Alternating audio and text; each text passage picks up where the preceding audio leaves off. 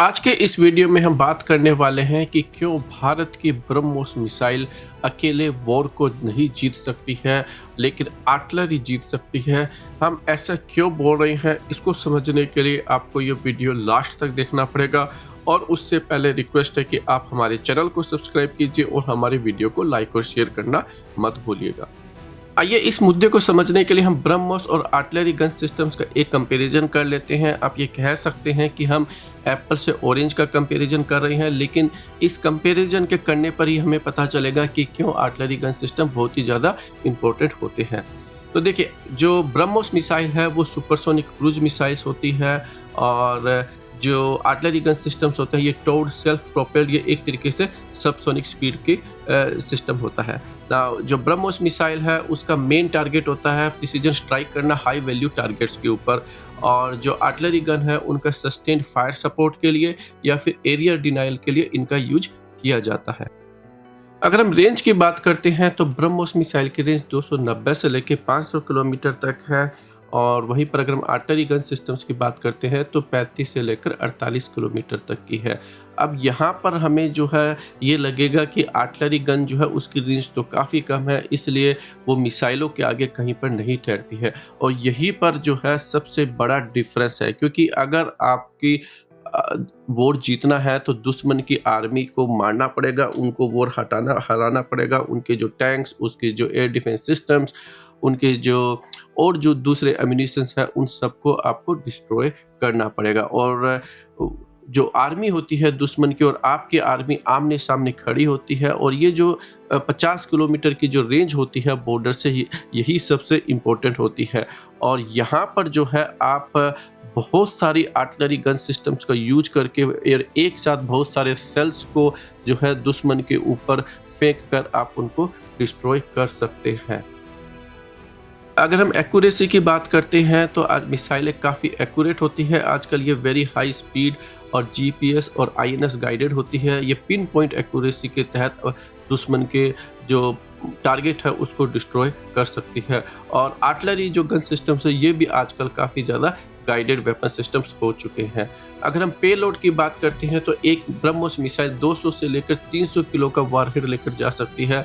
और अगर हम आर्टिलरी गन सिस्टम्स की बात करते हैं तो 155 वाले जो सेल है इनकी भी जो वेट होता है वो लगभग 50 से 100 केजी का होता है। तो एक तरीके से ये भी जो है एक बहुत बड़ा डिफरेंस है।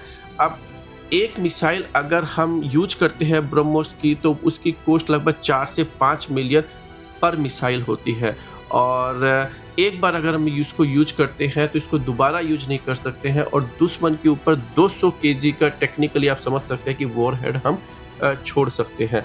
वहीं पर अगर हम एक आर्टिलरी गन सिस्टम यूज करते हैं जिसकी जो कॉस्ट है लगभग 2.5 से लेकर 4 मिलियन होती है, लेकिन एक गन सिस्टम से हम हजारों लाखों सेल छोड़ सकते हैं जब तक कि वो जो गन सिस्टम है वो खराब नहीं हो जाए। तो अगर हम 6 से 8 अगर सेल एक साथ छोड़ते हैं तो लगभग 200 केजी का वॉरहेड जो है हम इजीली दुश्मन के ऊपर छोड़ सकते हैं। तो इसलिए जो है आर्टिलरी गन सिस्टम बहुत ही चीपेस्ट जो है सॉल्यूशन है, अगर हमें दुश्मन के 50 किलोमीटर की रेंज में अगर उसके टारगेट को डिस्ट्रॉय करना है। तो आजकल जो मिसाइल और जो आर्टिलरी गन सिस्टम्स है ये दोनों ही हाई मोबिल होती है, यानी कि इनको आसानी से जो है ट्रांसपोर्ट किया जा सकता है। और जैसा कि मैंने कहा कि मिसाइल को एक बार ही हम यूज कर सकते हैं, और जो आर्टिलरी गन सिस्टम्स है उसको बार बार जो है हम यूज कर सकते हैं। और अब बात करते हैं कॉस्ट पर शॉट। जैसा कि मैंने कहा कि मिसाइल जो है वो आप उसको एक बार अगर फायर कर देते हैं आप उसका रीयूज नहीं कर सकते हैं। और वहीं पर जो आपकी आर्टिलरी गन सिस्टम्स होती है, अगर एक गन आप बना लेते हैं उसके बाद में आपको सिर्फ सेल्स बनानी होती है, और आप हजारों सेल बना सकते हैं, और उनकी जो कॉस्ट है वो बस कुछ $1000 होती है। तो एक ही गन सिस्टम से आप बहुत सारा जो वॉरहेड है वो दुश्मन के ऊपर छोड़ सकते हैं। तो इसलिए जैसा कि मैंने कहा, ये बहुत ही किफ़ायती सिस्टम्स माना जाता है। और क्योंकि मिसाइल सिस्टम जो होती है कॉम्प्लेक्स सिस्टम्स होता है, इसके अंदर डिफरेंट डिफरेंट टाइप्स की जो कंपनीज होती है आपको पार्ट्स सप्लाई करती है। अगर वॉर लंबा चलता है, अगर किसी भी एक कंपनी अगर उसको डिस्ट्रॉय कर देता है दुश्मन, तो आप जो है इस मिसाइल सिस्टम्स को नहीं बना पाएंगे। अगर हम कंपेयर करते हैं गन सिस्टम से, तो इसकी जो जो बनाना जो है इसको इजी होता है और ये इतना कॉम्प्लेक्स सिस्टम्स नहीं होता है। और ख़ास करके जब आप हज़ारों अगर गन सिस्टम्स बना लेते हैं, तो आपका जो मेन जो काम होता है वो बस सिर्फ शेल बनाना होता है।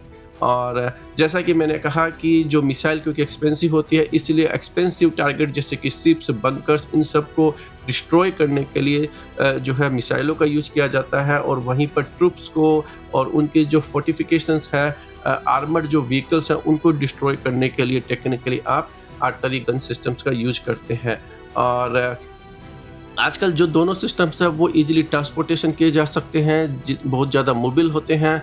तो इसलिए हमें लगता है कि ओवरऑल अगर हम देखते हैं, तो अगर कोस्ट की जब बात आती है और इनको अगर वॉर लंबा चलता है, तो वहाँ पर जो गन सिस्टम्स है वो आज भी जो है एक सबसे इम्पोर्टेंट सिस्टम्स है। मिसाइलें जो है वो आपके लॉन्ग जो रेंज स्ट्रेटेजिक टारगेट है उनको डिस्ट्रॉय करने के काम आती है, लेकिन वॉर जो है वो आज भी आर्टिलरी गन सिस्टम्स के द्वारा जीता जाता है।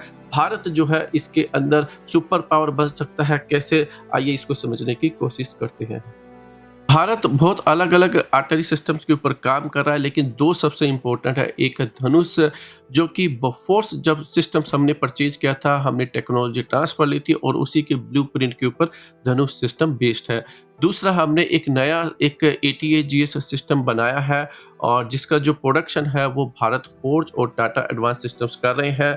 और भारत फोर्ज ये क्लेम करता है कि वो लगभग 300 गन हर साल बना सकता है और एक गन की जो कॉस्ट है वो लगभग 2.5 मिलियन पर पीस है। तो हमें लगता है कि जिस तरीके से चाइना, पाकिस्तान, बांग्लादेश तीनों के साथ में भारत का कॉन्फ्लिक्ट चल रहा है, भारत को बिना टाइम गवाए हमें लगता है कि आपको कम से कम 1500 से लेकर 2000 इन गन सिस्टम्स को इमीडिएटली अगले 3 से 4 सालों के अंदर आपको इंडक्ट करना चाहिए।